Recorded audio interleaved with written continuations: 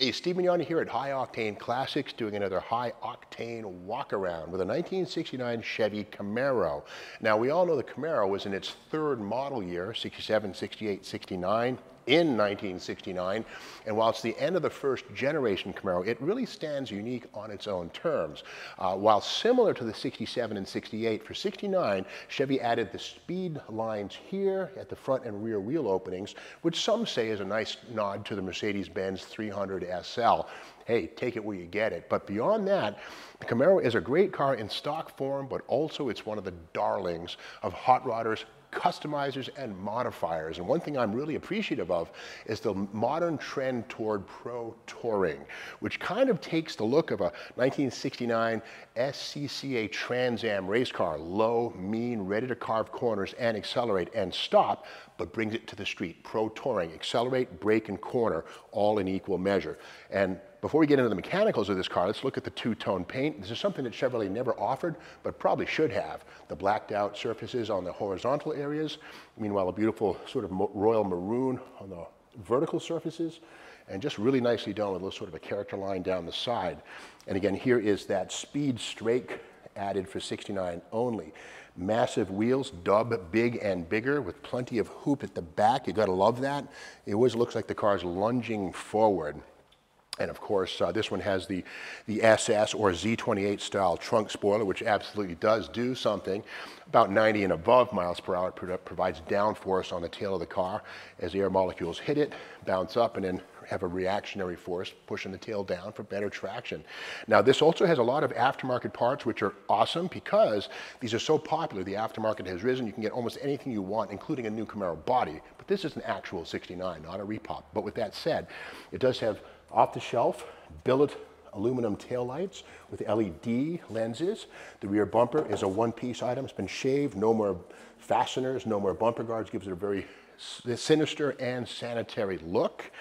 And as we make our way down the side here, the original marker lights are retained. That's okay by me. I like how the chrome on the bumper has been blended, replaced for a matching shade of burgundy for the rest of the car. Cool little side outlets here that are functional. They're not bogus, those really work. And just a nice, tasteful treatment, taking a good thing and making it better. A lot of people say, why gild the lily? Why chrome plate the flower? Well, in some cases, especially when it comes to a Camaro, you can make them better than they were stock. Let's look under the hood. Now, back in 1969, there were several V8 engines possible in a Camaro. The 307, the 350, the 396 big block, the 427 big block, which is actually a Copo option. Let's see what we have here, and I bet it's not one of those, and that is the case. This is an LS family small block Chevy. And the beauty of the LS is that they have aluminum engine blocks in this form here, which is far lighter than any 307 small block from 1969, which would have been the base engine. And with the aluminum high flow cylinder heads and big valves, these flow about as much air as a 427 big block would have in 1969. So GM really did their homework on the LS engine family. They have the power of a big block, the weight of a small block, the best of both worlds. And something I love about this one is the use of color.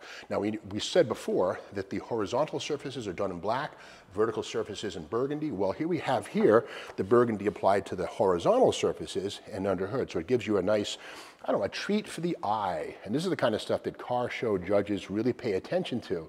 And beyond that, the filler panels here and the firewall and the inner fenders are all done to a delicious degree, once again, sort of covering up the ugly, if you will, the black metal as the engineers call this stuff, and really bringing it up to a show quality.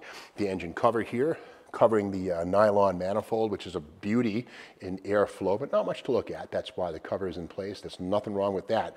Chrome-plated air conditioning, alternator, serpentine belt, high flow filter here, and basically one breathing machine that has the power of a big block, the weight of a small block, the best of both worlds. Now let's look inside.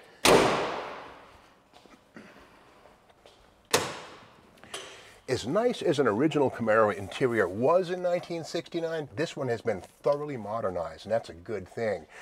2004 Pontiac GTO gave up its instrument cluster, and that's fine with me. The 200-mile-an-hour speedometer is not that out of reason.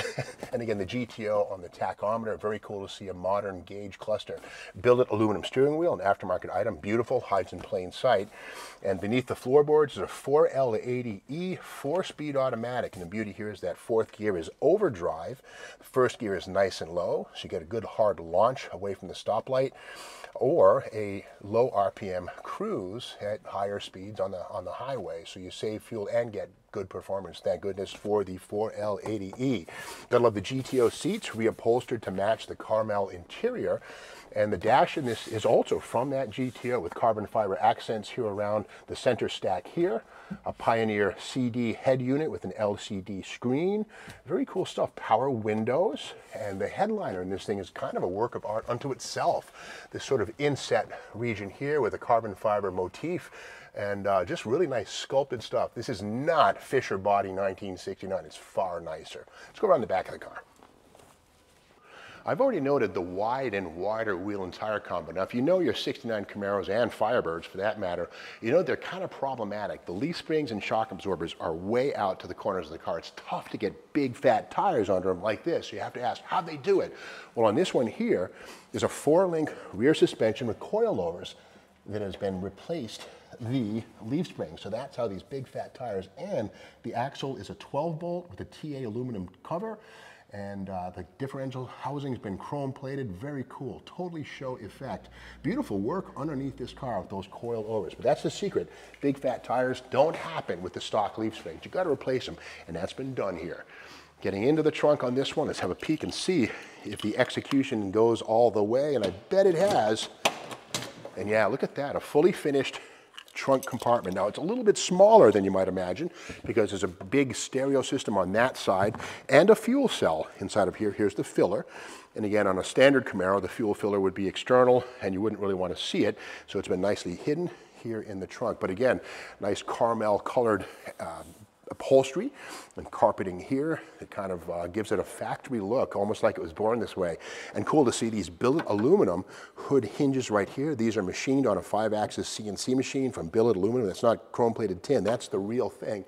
Not cheap. Good-looking car. As we make our way to the front of this one, we've got to remember that the Pro Touring motif is about acceleration. We got that with the LS. Cornering with that suspension, and braking, well, massive Willwood disc brakes front and rear. Replace the 9.5-inch drum brakes. Yup, drum brakes from the factory on a base Camaro. And of course up front, there was an optional disc brake package on Camaro in 69.